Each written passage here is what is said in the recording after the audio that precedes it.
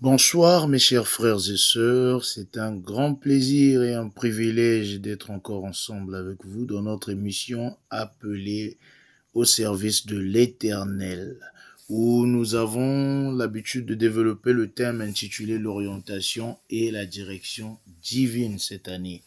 Je suis le frère, votre humble serviteur, le frère Fernand Yoka, et je viens aujourd'hui avec le sous-thème appelé le deuxième Adam. Le deuxième Adam que j'ai promis enseigner ce matin. Nous lisons directement dans la Genèse 2, le verset 7. Dans la Genèse 2, le verset 7, il est dit: l'Éternel Dieu forma l'homme de la poussière de la terre. La première partie que nous avons lue quand nous avons développé le thème intitulé le premier Adam. Et la seconde partie du verset dit: il souffla dans ses narines un souffle de vie et l'homme devint un être vivant. Comme résumé, comme nous avons parlé du premier Adam, nous avons dit en conclusion que le premier Adam n'est que l'enveloppe charnelle, sans vie, que Dieu a tiré de la poussière de la terre, qui a ses désirs et ses besoins. Alors, aujourd'hui, nous allons parler du second Adam, qui est l'autre côté de la conception de l'homme, l'autre côté, l'autre personnalité de l'homme, l'autre partie, la seconde étape de la formation de l'homme. Il dit: il souffla dans ses narines un souffle de vie et l'homme devint un être vivant. Alors, c'est quoi le second Adam? Le second Adam, c'est la partie vivifiante qui vient donner la vie au physique, qui était sans vie, la partie la plus importante de notre existence. La Bible précise même que cette étape a fait de l'homme un être vivant. Quand l'homme a été tiré de la poussière de la terre, il n'était pas encore vivant, c'était juste un corps, c'était juste une créature formée de la poussière de la terre, mais qui n'avait pas de vie. C'est le souffle de vie soufflé dans les narines qui a fait de l'homme un être vivant. Alors, c'est ça le deuxième Adam. Mais nous allons lire dans Jean 4, le verset 24. Jean 4, le verset 24. Dans Jean 4, le verset 24, il est dit que Dieu est esprit et il faut que ceux qui l'adorent en esprit et en vérité. Dieu est esprit et ceux qui l'adorent doivent l'adorer en esprit et en vérité.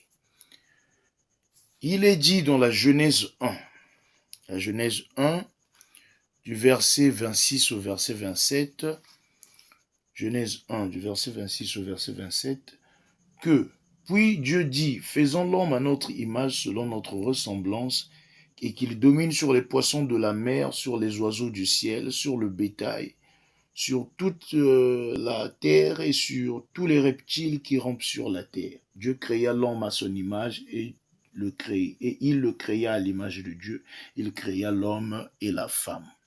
Dans ce verset, on nous dit que Dieu a fait l'homme à son image. Quand nous allons dans Jean 4, le verset 24, il est dit que Dieu est esprit. Alors l'image de Dieu doit être un esprit puisque Dieu est esprit. Mais nous allons constater que la main de chair qui a été tirée de la poussière de la terre n'est pas un esprit, ça c'est le corps physique. Donc cela ne peut pas être l'image de Dieu. L'image de Dieu, comme le précise encore 1 Corinthiens 3, le verset 17, l'image de Dieu c'est l'esprit. L'image de Dieu, l'esprit. Alors c'est quoi l'esprit? L'esprit c'est une force immatérielle. Une force immatérielle. C'est comme ça que je pourrais le définir pour un premier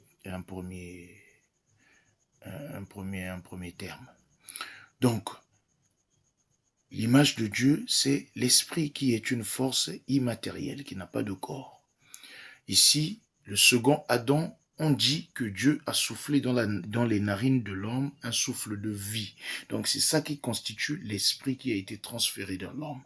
Et c'est ce qui a fait de l'homme un être vivant, parce qu'avant il n'était pas vivant. Alors, pourquoi nous parlons de cela? C'est parce que l'homme doit se connaître pour pouvoir avancer dans notre vie. Pour pouvoir avancer dans notre vie et connaître exactement notre but, nous devons d'abord savoir qui nous sommes. Et pour se laisser orienter par Dieu, tu dois d'abord savoir qui est Dieu et qui tu es pour te laisser orienter par lui.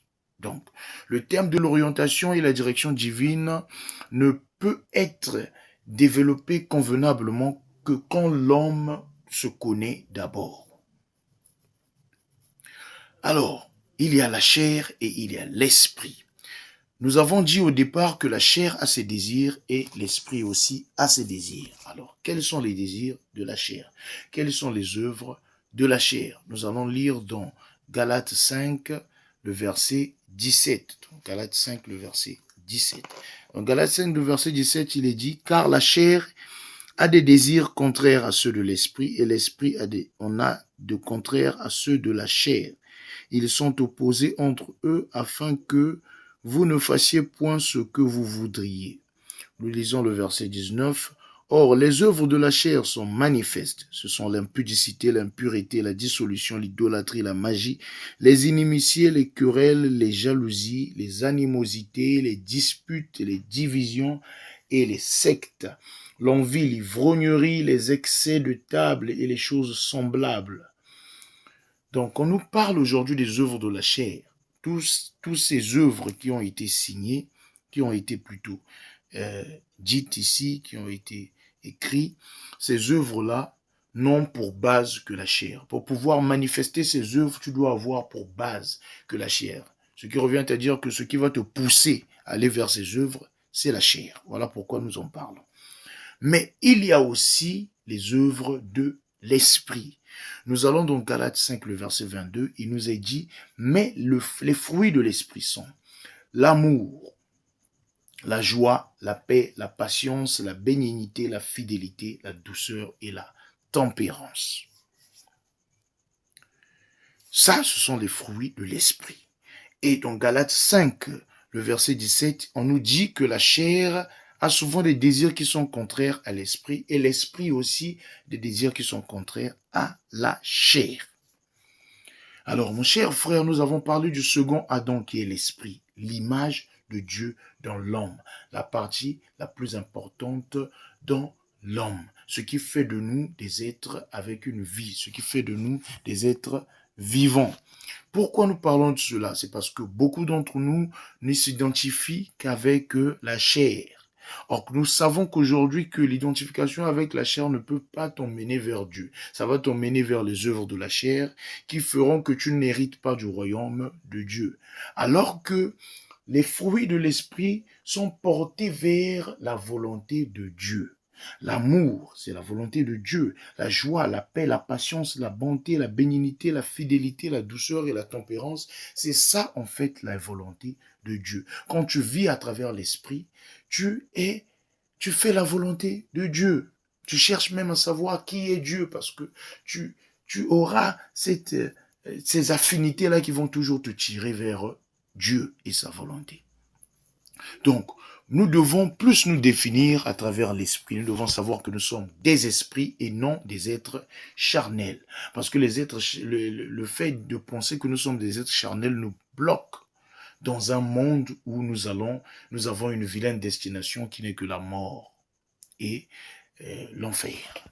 Alors que si nous voulons être des amis de Dieu, si nous voulons faire sa volonté, nous devons nous porter vers l'esprit. Mon cher frère, ma chère sœur, tu dois savoir aujourd'hui que tu es esprit et non seulement la chair. Toi qui ne penses qu'à ta chair, ne te définis qu'à ta chair, ce matin, sache-le que tu es un esprit. Et un esprit, c'est celui qui est porté vers la volonté de Dieu. Donc, tu dois être orienté par Dieu, tu dois prendre la direction que Dieu veut parce que tu es esprit, tu es son image. Donc, je viens aujourd'hui parler du second Adam qui est l'esprit pour que nous puissions tous savoir quel est normalement notre but ici sur terre, aller vers la volonté de Dieu. Alors, je vous bénis, mes chers frères et mes chères sœurs, par ce passage, par ce développement, par ces développements et je vous donne encore un rendez-vous au prochain thème qui sera intitulé le troisième Adam. Soyez bénis, je vous remercie de nous avoir assistés. Merci beaucoup et soyez bénis au nom du Seigneur. Amen.